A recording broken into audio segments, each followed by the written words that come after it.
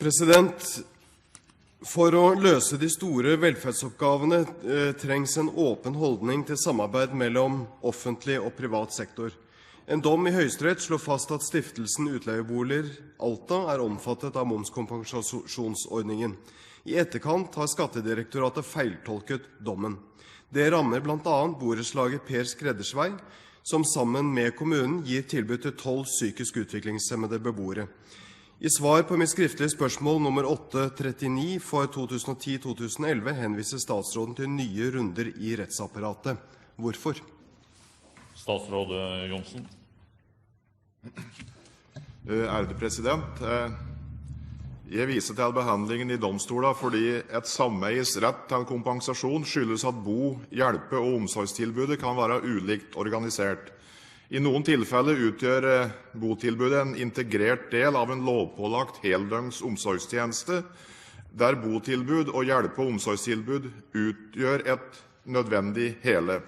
I andre tilfeller anses ikke botilbudet som en integrert del av det tilbudet kommunen må gi for å etterleve sine lovpålagte plikter.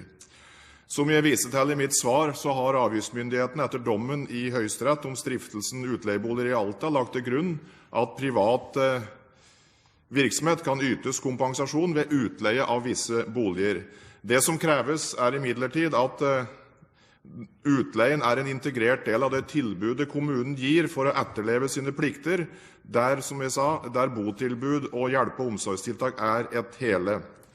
Tilbud som ikke er noen integrert del av et lovpålagt heldøgns omsorgstilbud, vil dermed dette utenfor kompensasjonsordningen.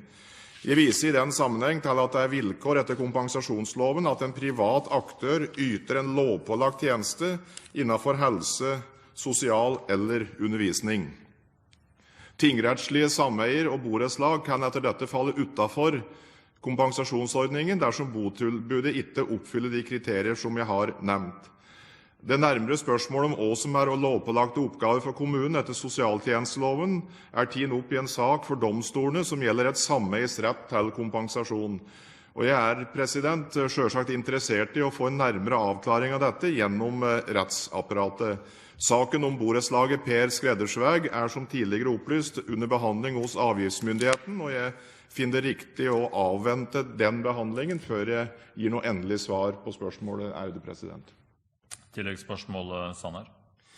Jeg må erkjenne at jeg finner svaret fra statsråden ganske oppsiktsvekkende. Fordi at her foreligger det en dom fra Høyesterett som uten tvil innebærer at de ulike organisasjonsformene skal likebehandles under forutsetning av at det er en integrert del av kommunens lovpålagte tilbud. Det er tilfellet når det gjelder Per Skredders vei. Jeg mener at denne saken illustrerer behovet for at finansministeren tar politisk tak i denne saken, og ikke skyver ansvaret videre over på rettsapparatet. Realiteten for det borettslaget som jeg har tatt konkret tak i, er at de har ikke økonomi til å kunne gå nye saker i rettsapparatet. Fordi at de har fått en trussel også fra Skattedirektoratet om at de kan risikere å miste den momskompensasjonen som de allerede har fått. Synes finansministeren at dette er en riktig måte å behandle initiativrike mennesker som yter et tilbud og som bidrar positivt overfor andre mennesker i et samarbeid med kommunen? Tilleggssvar, statsråd Johnsen. Ærede president, først så er det slik at det som da gjelder i denne sammenhengen er kompensasjonsloven som kom i 2004. Under en annen regjering riktig nok, men det er den loven som ligger til grunn. Som jeg viste til, så er denne saken nå til behandling hos avgiftsmyndigheten, og jeg vil at de skal gjøre seg ferdig med saken før jeg eventuelt vurderer om det er nødvendig å ta et politisk initiativ i sakens anledning, eller i lignende sakers anledning, president. Tilleggsspørsmål, Sanner. La meg understreke at her foreligger en dom fra Høyesterett. I et brev til Stortinget fra januar 2010, hvor det forelå et representantforslag fra Kristelig Folkeparti, så skrev finansministeren at han etter Høyesteretts dom ville foreta en gjennomgang av praktiseringen av dette regelverket. Det er et år siden. Nå skyver finansministeren ansvaret over på skattemyndighetene, Skattedirektoratet og på nye runder i rettsapparatet.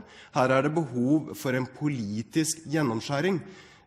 Og det foreligger andre eksempler på tilsvarende saker, hvor kommunen har brukt private, som da organiserer tilbudet som et borettslag, for å kunne gi et godt tilbud til sine innbyggere. Her er det ikke private som håndterer dette på egen hånd, det er samarbeid med kommunen. Den gjennomgangen finansministeren varslet, når kommer den? Tilleggssvar statsråd Johnsen. Ærede president, den konkrete saken i fjor gjaldt jo et konkret prosjekt i Alta, der det høyesterettsdommen slo fast, og hvordan den skulle håndteres. Så er det riktig at jeg har skrevet brev i Stortinget i sakens anledning, og jeg vil da selvsagt gå igjennom dette her, men i den konkrete saken som representanten Sanner nå tar opp, så vil jeg avvente avgiftsmyndighetenes behandling, men jeg kan love at det kommer en politisk behandling av dette spørsmålet mer generelt, ærede president.